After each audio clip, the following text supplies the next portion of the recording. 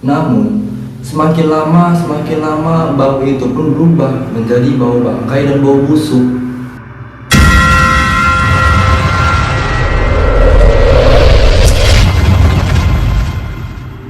Assalamualaikum teman-teman, balik lagi sama gue Yusuf.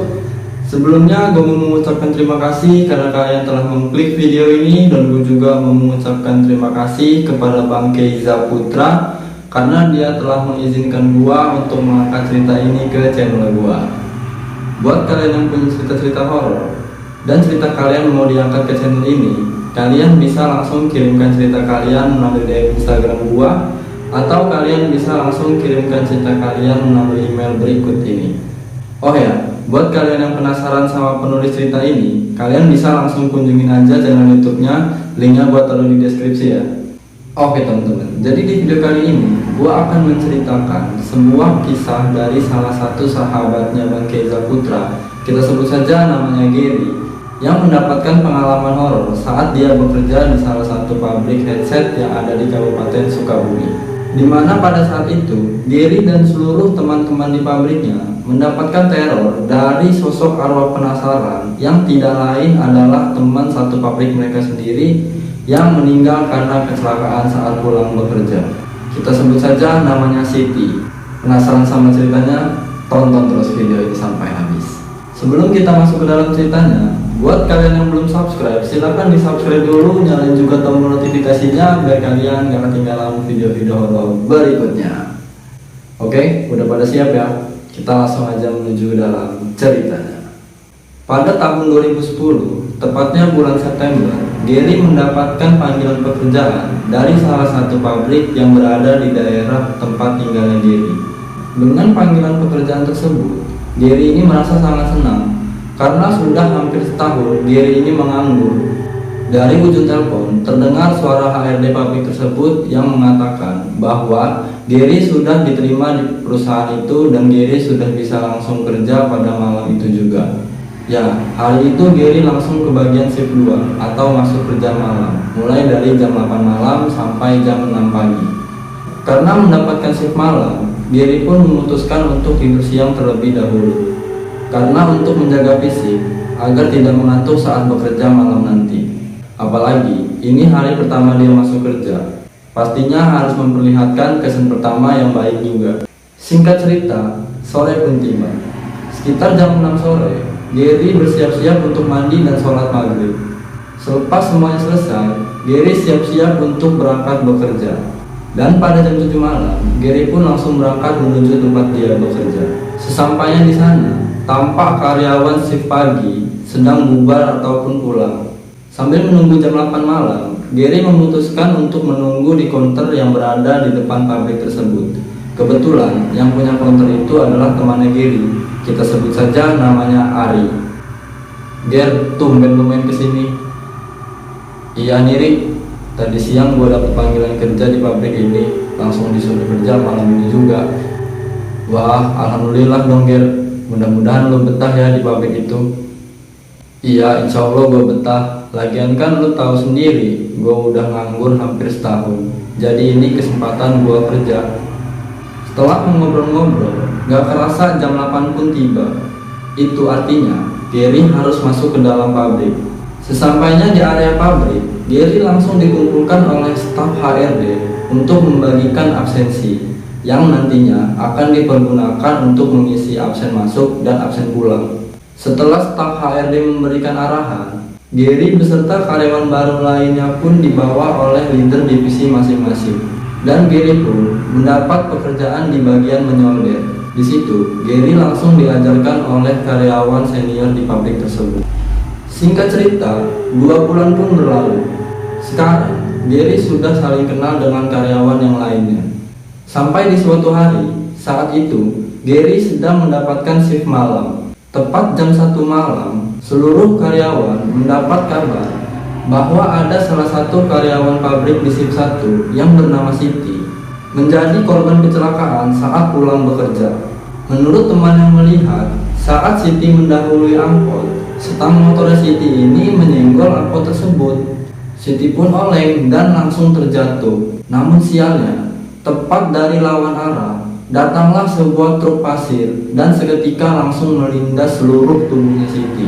Dan Siti pun langsung meninggal di tempat dengan kondisi badan yang dari ujung kaki sampai ujung kepala itu hancur. Mendengar kabar tersebut, suasana pabrik pun agak sedikit gaduh. Ada yang istighfar, ada yang bergidik karena ngeri membayangkan tubuhnya Siti yang hancur. Dengan dipimpin salah satu leader, mereka pun berdoa bersama untuk mendoakan almarhumah Siti. Setelah kejadian itu, suasana pabrik agak sedikit ada yang berbeda. Sebelum kejadian tragedi Siti ini, saat jam istirahat sekitar jam 12 malam, banyak karyawan yang ngumpul di taman. Ada yang di area belakang pabrik untuk sekedar mengobrol, bahkan ada juga yang tiduran di gudang. Namun, setelah kejadian tragedi Siti ini, ketika jam istirahat, seluruh karyawan memutuskan untuk beristirahat di dalam pabrik saja. Tepat di hari ketiga setelah kematian Siti, beberapa hal aneh atau gangguan-gangguan pun terjadi. Dimulai dari anak gudang yang sering mendapatkan gangguan-gangguan, di mana saat anak gudang sedang menyiapkan barang produksi, pasti barang-barang yang sudah disiapkan tersebut tiba-tiba itu berantakan, bahkan ada juga yang menghilang tiba-tiba. Padahal, menurut anak-anak gudang, barang-barang tersebut sudah siap untuk dibawa ke area produksi. Teror pun gak berhenti sampai di situ. Para security yang bertugas pada malam itu pun gak luput dari gangguan. Saat para security sedang berkeliling di area pabrik, mereka dibuat ketakutan karena melihat sosok wanita berlumuran darah memakai baju seragam pabrik yang sedang duduk di area belakang, yang otomatis membuat mereka itu lari ketakutan. Hampir setiap malam, teror demi teror pun terus-terusan berlanjut, sampai di mana Gary pun merasakan juga teror-teror tersebut. Pada suatu malam, Gary sedang melakukan pekerjaan seperti biasanya. Namun, tepat jam 1 malam, setelah istirahat, Gary kebelet untuk buang air besar. Awalnya, Gary tidak memperdulikan cerita-cerita teror yang ada di pabriknya tersebut. Bahkan, Gary ini tidak merasa ketakutan sama sekali. Malam itu, Gary meminta izin kepada leadernya untuk ke toilet. Setelah mendapatkan izin, Gary langsung bergegas menuju toilet yang berada di belakang gudang. Setelah sampai di toilet, Gary memilih toilet yang paling ujung karena dia berpikir jika nanti ada karyawan lainnya ke toilet juga, tidak akan mengganggu saat dia sedang buang air besar. Namun, baru saja Gary ini jongkok, Gary langsung mencium bau anyir yang sangat menyengat. Awalnya, Gary berpikir bau itu wajar. Mungkin saja itu bau hawa dari toilet. Namun, semakin lama bau itu pun berubah menjadi bau bangkai dan bau busuk. Di situ, Gary masih berpikir positif dan tidak mau memikirkan hal-hal aneh-aneh. Tapi, gak lama setelah itu, terdengar suara sayup-sayup tangisan wanita. Di situ Gary langsung kaget dan Gary langsung bergegas untuk bersih-bersih dan keluar dari toilet itu. Saat Gary membuka pintu toilet, alangkah terkejutnya dia, seakan gak percaya dengan apa yang dia lihat. Di situ, Gary melihat sosok perempuan dengan wajah yang hancur dan sebagian tubuhnya juga yang hancur, berada tepat di depan Gary. Sontak aja Gary di situ langsung kaget sekaget-kagetnya. Seketika, tubuhnya Gary itu langsung terasa kaku dan lemas, dan pandangan Gary pun seketika langsung gelap. Ya, Gary pingsan. Singkat cerita, pagi pun tiba. Saat Gary tersadar, Gary sudah ada di klinik pabrik. Dan pada saat Gary melihat jamnya, ternyata sudah jam 7 pagi. Gary pun berpikir, berarti dia ini sudah pingsan semalaman. Tak lama dari itu, leader dan juga teman-temannya Gary pun berdatangan untuk menjenguk keadaannya Gary. Alhamdulillah, kamu sudah sadar, Gary. Gimana sekarang badannya? Masih lemas? Alhamdulillah, Pak. Tapi sedikit masih agak pusing. Emangnya kamu kenapa sih? Kok bisa sampai pingsan di toilet? Kamu sakit atau apa? Gary pun langsung menceritakan kepada leader dan teman-temannya apa yang terjadi dan menimpanya semalam. Mendengar dari apa yang diceritakan Gary, sontak aja semua yang ada di situ langsung terkaget. Kejadian yang menimpa Gary pun langsung tersebar. Otomatis membuat seluruh karyawan pabrik menjadi takut. Teror-teror mistis pun gak berhenti sampai di situ.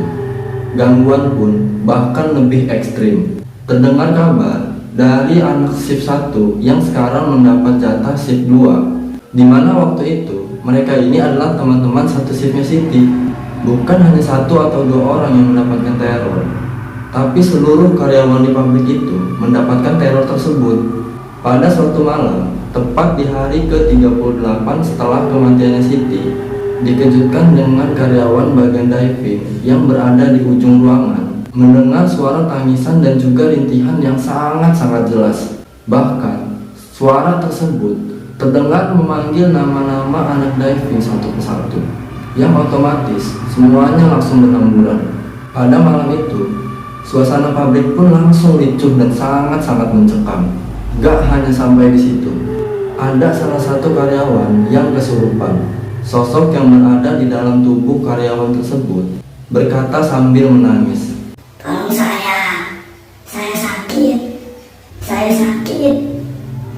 Tolong saya, tolong cari bagian tubuh saya yang hilang. Tolong saya kesakitan."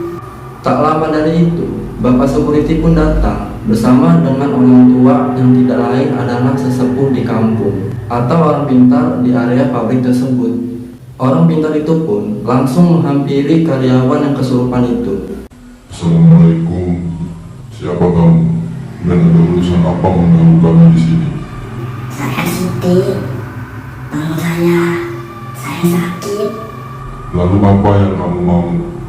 Kenapa mengganggu kami di sini? Alam kita sudah berbeda. Pulanglah dan jangan mengganggu kami semua di sini. Jika ada maksud atau keinginan yang belum tersampaikan, bicaralah. Setelah itu pergilah ke alam kamu." "Saya ingin minta maaf jika selama saya hidup saya ada salah kepada kalian. Dan tolong carikan di mana bagian tubuh saya yang hilang." Orang pintar itu pun langsung menyuruh seluruh karyawan untuk memaafkan semua kesalahan-kesalahannya Siti. Gak lama setelah itu, salah satu leader pun berbicara dengan sosok yang berada di dalam tubuh karyawan yang kesurupan tersebut. "Pulanglah, Ti. Kami semua sudah ikhlas dan sudah memaafkan Siti. Tenanglah di sana dan jangan lagi mengganggu kami. Alam kita sudah berbeda." Setelah mendengarkan ucapan dari leader itu, karyawan yang tadinya kesurupan pun langsung tersadar. Dan orang pintar itu pun memastikan bahwa sosok Siti sudah pergi. Gak lama berselang, azan subuh pun berkumandang.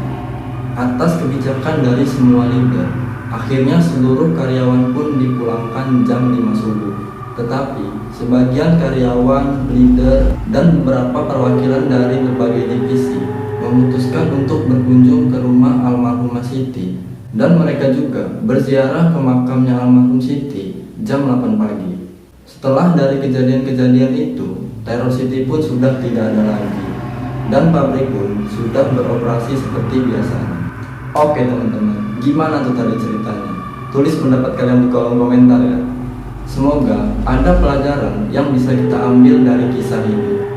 Sebelum kita berpisah, buat kalian yang belum subscribe, silahkan di subscribe dulu, nyalain juga tombol notifikasinya biar kalian gak ketinggalan video-video horor berikutnya.